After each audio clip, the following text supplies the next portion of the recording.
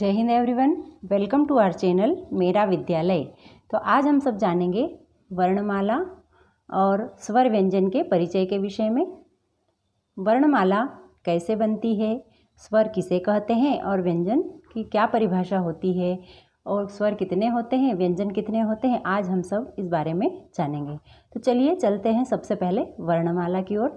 हम सभी जानते ही हैं कि किसी भी भाषा में वर्णमाला का सबसे महत्वपूर्ण उपयोग होता है, वह उस भाषा के वर्णों का समूह होता है। उसी तरह देखिए, वर्णमाला, सबसे पहले वर्णमाला, उसकी परिभाषा है वर्णों के क्रमबद्ध समूह को वर्णमाला कहते हैं। वर्णों का ऐसा समूह जो क्रम से हो उसे वर्णमाला कहा जाएगा। किसी भी भाषा के समस्त वर्णों के समूह को उस भाषा की वर्णमाला कहेंगे।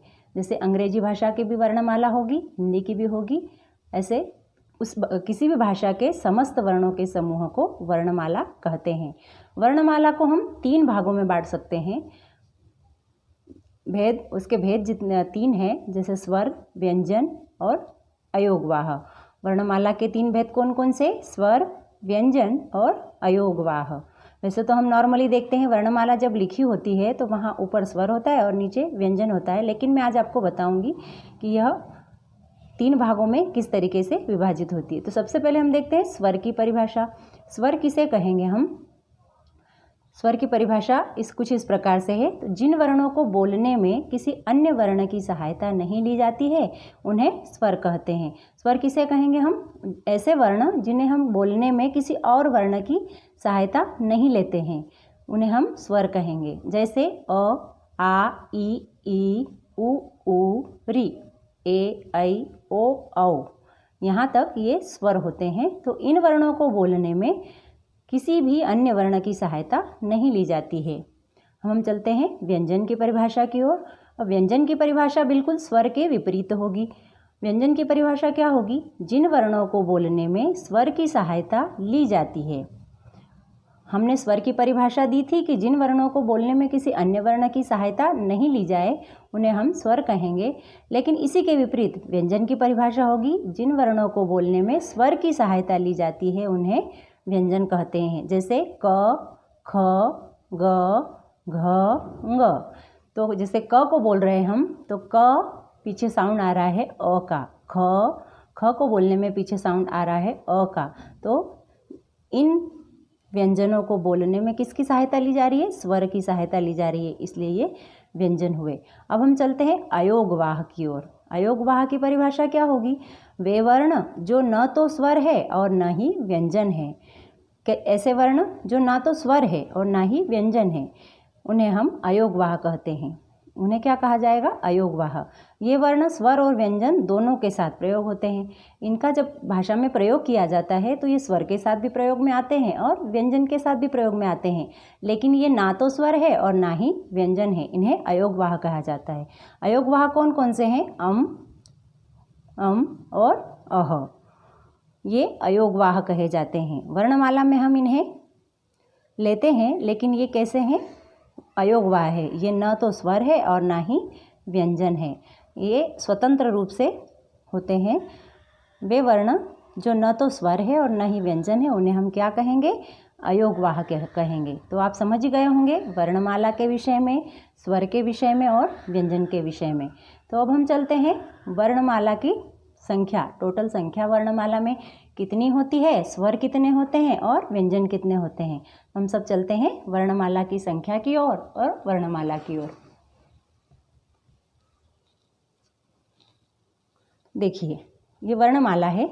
वर्णमाला में कुल 52 वर्ण होते हैं। कितने वर्ण होते हैं वर्णमाला में? कुल 52 वर्ण होते हैं। उनमें से स्वर भी होते हैं, व्यंजन भी होते हैं, अयोगवाह भी होते हैं।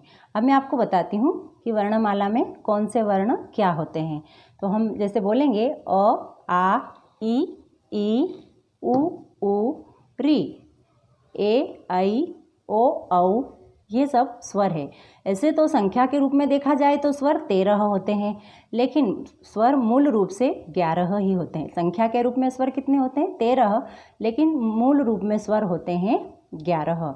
ये जो 2 है, अम और अह, ये अयोगवाह कहे जाते हैं। इन्हें क्या कहा जाता है? अयोगवाह। तो स्वर की संख्या कुल कितनी हुई 11 और अयोगवाह कितने हुए 2। तो कुल मिलाकर ये कैसे संख्या के रूप में स्वर हो गए 13। अब आते हैं व्यंजन की ओर। तो व्यंजन कुल होते हैं 33। ऐसे तो व्यंजन को 39 माना जाता है, लेकिन मूल रूप से व्यंजन 33 होते हैं। अब इन 33 व्यंजनों में कौन कौन से व्यंजन होते हैं? क, ख, ग, घ, ङ।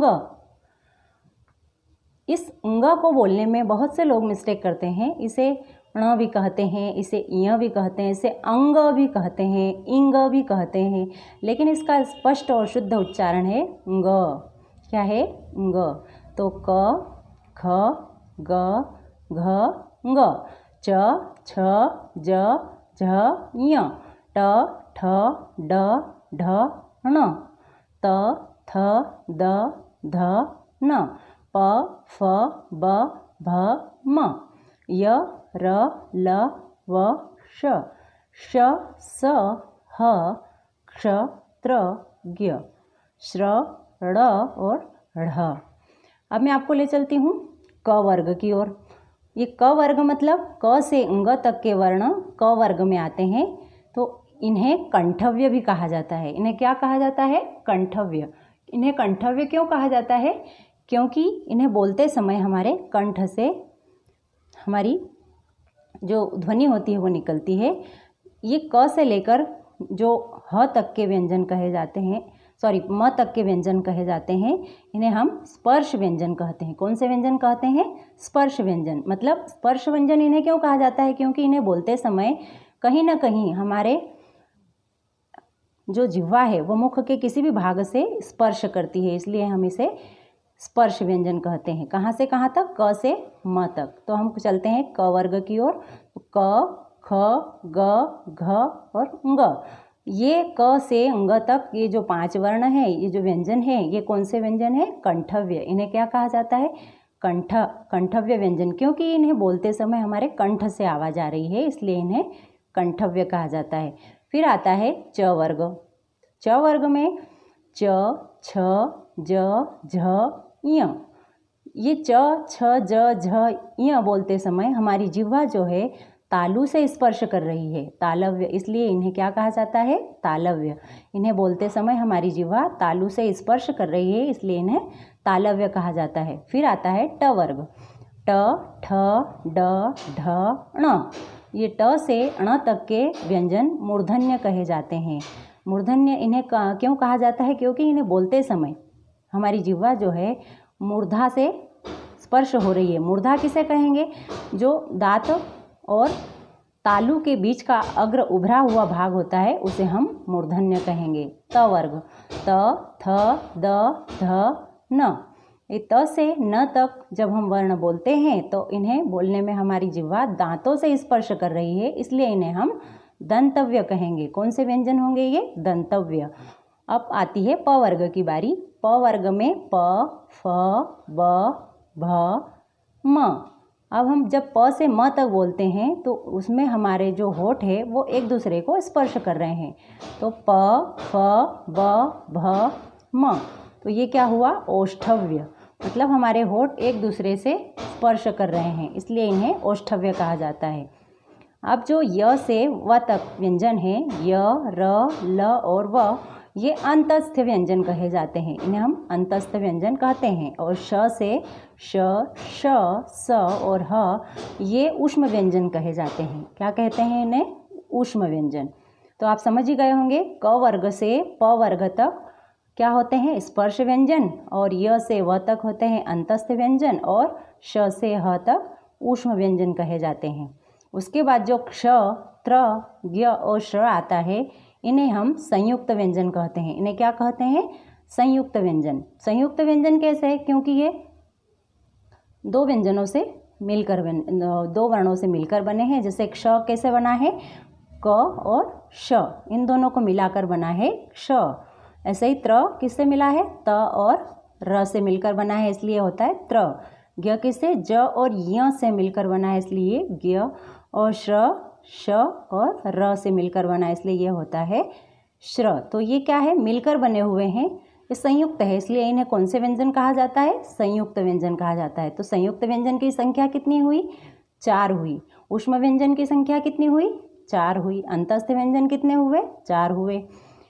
अब इसके अतिरिक्त आते हैं 2 व्यंजन और है, ड़ और ढ़। इनका निर्माण कैसे होता है? ड और ढ से। जब हम ड के नीचे एक बिंदी लगा देते हैं और ढ के नीचे एक बिंदी लगा देते हैं तो वो क्या बन जाता है?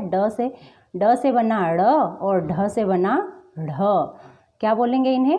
ड़ और ढ। तो ये कौन से व्यंजन कहे जाते हैं? अतिरिक्त व्यंजन। इन्हें उत्क्षिप्त व्यंजन भी कहा जाता है। एक नाम इसका उत्क्षिप्त व्यंजन भी है। तो स्वर की संख्या कुल कितनी हुई? 11। अयोगवाह कितने हुए? 2। व्यंजन की संख्या कितनी हुई? 33। और संयुक्त व्यंजन कितने हुए? 4। और अतिरिक्त व्यंजन कितने हुए? 2। तो कुल मिलाकर ये हो गई वर्णमाला की संख्या 52। आप समझ ही गए होंगे कितने होते हैं वर्णमाला में वर्ण?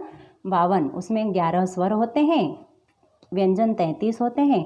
ऐसे संख्या की दृष्टि से देखें तो हम 13 स्वर होते हैं और 39 व्यंजन होते हैं, लेकिन मूल रूप से यदि देखा जाए तो स्वर 11 होते हैं और व्यंजन 33 होते हैं, और 2 अयोगवाह और 4 संयुक्त व्यंजन और 2 अतिरिक्त व्यंजन होते हैं। तो आपको समझ में आ गया होगा वर्णमाला के विषय में और वर्णों के भेद के विषय में, और स्वर की परिभाषा, व्यंजन की परिभाषा और अयोगवाह की परिभाषा भी आपको समझ में आ गई होगी। तो दोस्तों, आपको यदि ये वीडियो पसंद आए तो आप इसे लाइक एवं शेयर ज़रूर करें। Thank you so much. जय हिंद, जय भारत।